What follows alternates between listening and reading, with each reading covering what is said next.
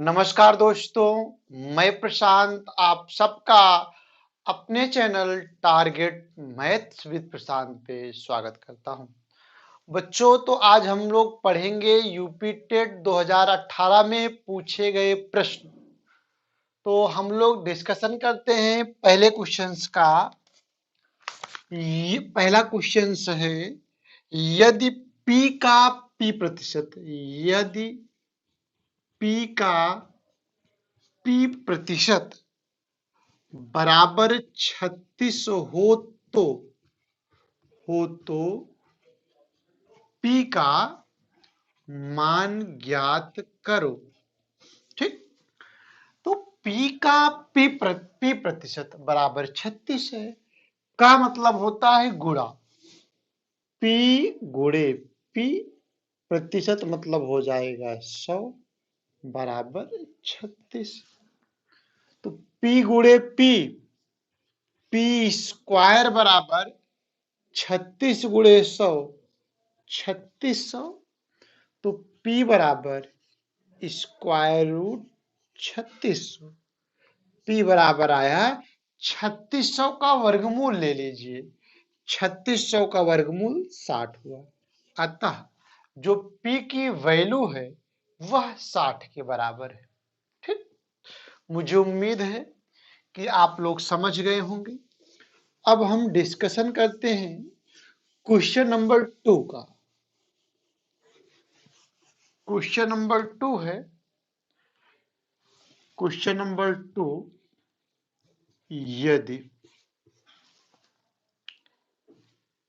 यदि नहीं, question number 2 है, 1 सही 1/2 प्लस 11 सही 1/2 प्लस 111 सही 1/2 प्लस 1111 सही 1/2 के बराबर है। चार ऑप्शन दिए गए हैं। पहला ऑप्शन है 1236, दूसरा ऑप्शन है 1233, तीसरा ऑप्शन है 1263 और चौथा ऑप्शन है 1239। देखिए हम इसको कैसे सॉल्व करते हैं। आपको इस क्वेश्चन को जो जनरल मेथड होता है, जैसे आप 2 1 कम 2 1 3/2 बनाते हैं, 11 दूना 22 से 23/2 बनाते हैं, उस मेथड से नहीं सॉल्व करना है। जैसे एक सही जो 1/2 है, इसको आप लिख सकते हो 1 धन 1/2। 11 सही 1/2 है, इसको लिख सकते हो 11 धन 1/2। 111 सही 1/2 है, इसको लिख सकते हो 111 प्लस 1/2। और 1111 सही 1/2 है, इसको भी लिख सकते हो 1111 प्लस 1/2।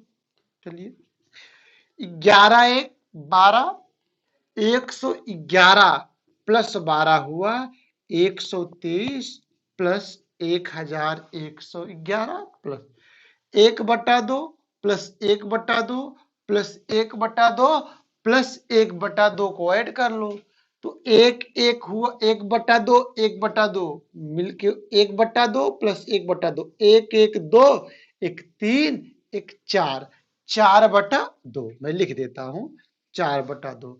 तो 123 को 1111 में ऐड कर दो, ऐड करोगे तो हो जाएगा 3 1 4 2 1 3 1 1 2 1234 प्लस 4 में 2 से भाग करो, 4 में 2 से भाग करोगे तो 2 बार जाएगा, 1234 प्लस 2 हुआ 1236।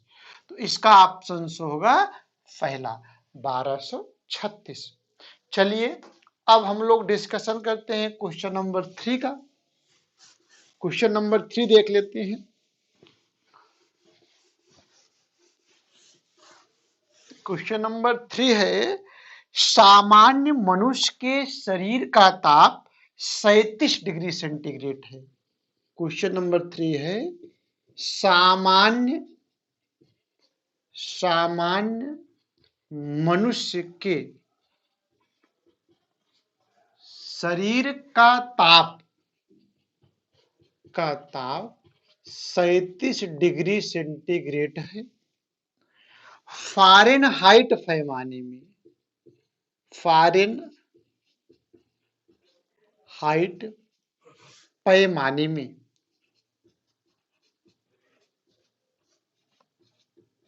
पैमाने में ताप क्या होगा, यही आपको बताना है। तो भैया एक रिलेशन होता है, डिग्री सेंटीग्रेड और फ़ारेनहाइट में एक रिलेशन होता है, C/5 इज इक्वल टू होता है F-32/9। ये रिलेशन आप क्लास 9th में पढ़े होंगे फिजिक्स में। चलिए, C जो है टेम्परेचर है डिग्री सेंटीग्रेड में, और F जो है टेम्परेचर है फ़ारेनहाइट में। तो शरीर का ताप दिया है 37 डिग्री सेंटीग्रेड, तो डिग्री सेंटीग्रेड में टेम्परेचर दिया है 37, C के स्थान पे हम 37 रख देंगे। 37/5 बराबर F-32/9। अब हम क्रॉस मल्टीपल करेंगे, 9 63 3 6, 9 त्रिक 27, 27 6 33, 9 63 का 3 6, 9 त्रिक 27, 27 6 33 बराबर 5 गुणे F 5F माइनस 5 दूना 10, 5 तिया 15 1 16, तो 5F बराबर 333 प्लस 160, इसको ऐड कर दो, 3 6 3 9 3 1 4, 493। तो F बराबर 493/5, 5 9 45, 4 49, 4 हुआ 43 हुआ, 5 8 40, 3 43, दशमलव बढ़ाए 3 0, 5 36। तो फ़ारेनहाइट टेम्परेचर पे वही शरीर का ताप 98.6 डिग्री फ़ारेनहाइट होता है, और डिग्री सेंटीग्रेड में शरीर का ताप 37 डिग्री सेंटीग्रेड है। तो ये क्वेश्चन बहुत आसान है। कब? जब आपको ये रिलेशंस पता होगा, C/5 इक्वल टू होता है F-32/9। ठीक है बच्चों, मुझे उम्मीद है कि आप इस क्वेश्चन को समझ गए हों। चलिए, अब हम लोग पढ़ते हैं क्वेश्चन नंबर 4।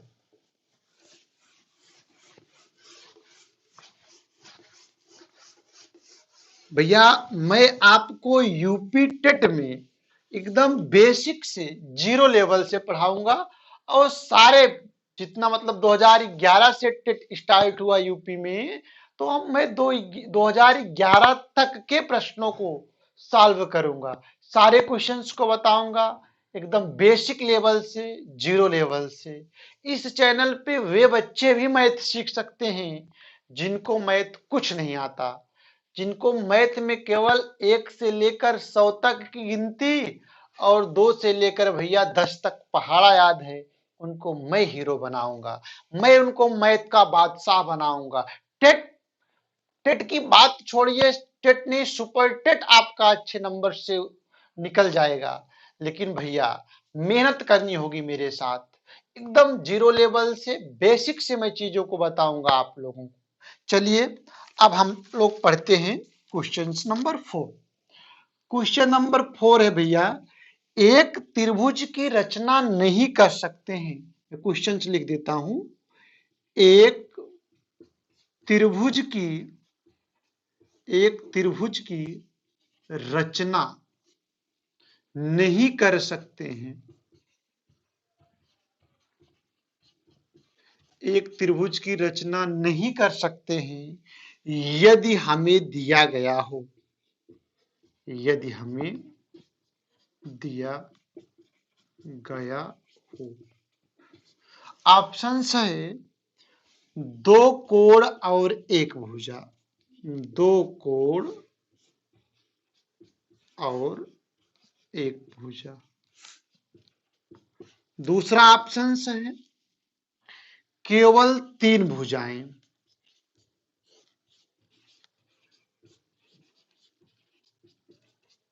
तीसरा ऑप्शन है केवल 3 कोण।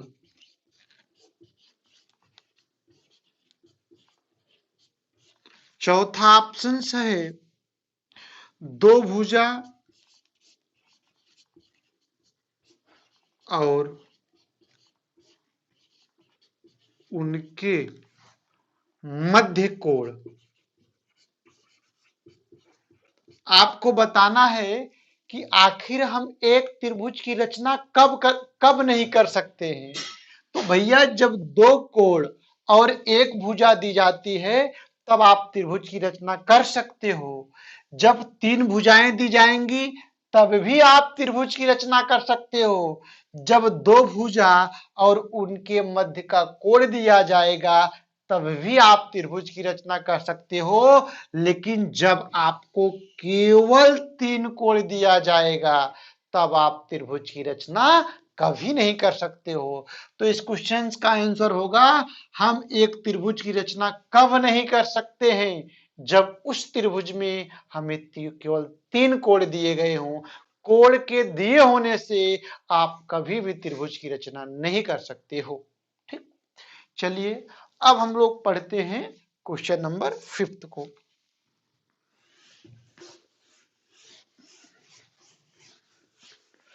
क्वेश्चन नंबर 5 है, मैं क्वेश्चंस को पहले लिख देता हूं। क्वेश्चन नंबर 5 है एक राशि साधारण ब्याज पर, एक राशि साधारण ब्याज पर 10 वर्षों में दोगुनी हो जाती है, दोगुनी हो जाती है, दोगुनी हो जाती है। तो कितने वर्षों में, तो कितने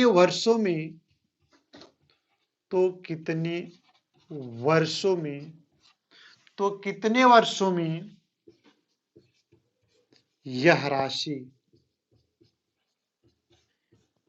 3 गुनी हो जाएगी।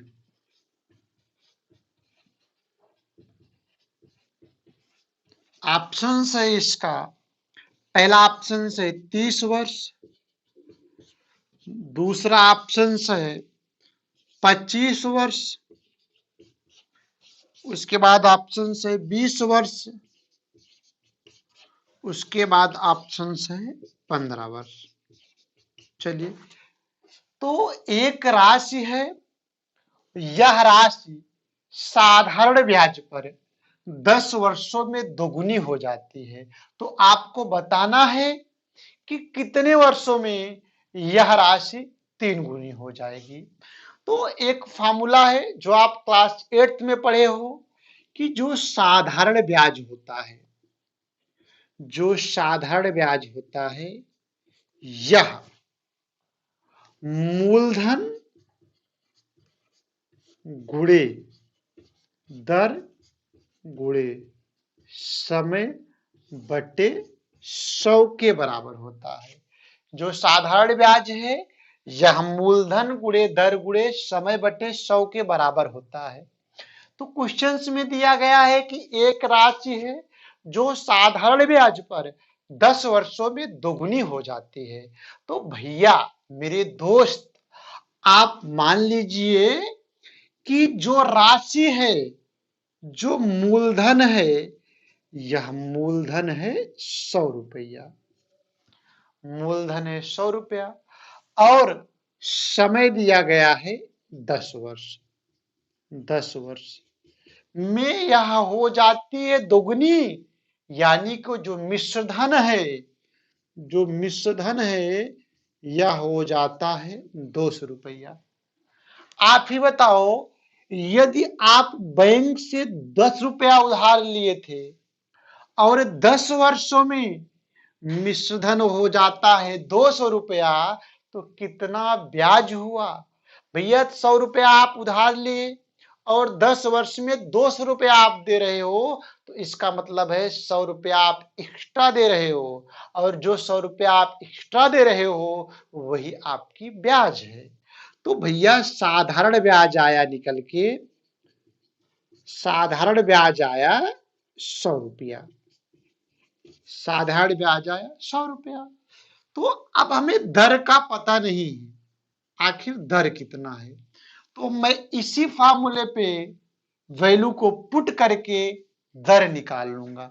साधारण ब्याज है 100 रुपया, 100 बराबर मूलधन है 100 रुपया गुणे दर गुणे समय है 10 वर्ष बटे 100।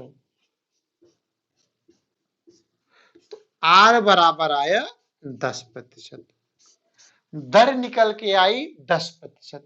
अब आपको बताना है कि यह राशि कितने वर्षों में 3 गुनी हो जाएगी। ठीक है, तो वही मूलधन है 100 रुपया, मूलधन है 100 रुपया, अब मिश्रधन हो जा रहा है 3 गुना, मतलब 300, और दर, दर तो यहां से निकल के आया, दर कितना आया है 10%, तो दर है 10%। अब हम इसी फार्मूले पे वैल्यू को पुट करके समय निकाल लेंगे। तो अगर मूलधन 100 रुपया है, मिश्रधन 300 रुपया है, तो कहने का मतलब जो ब्याज है, ब्याज है 200 रुपया।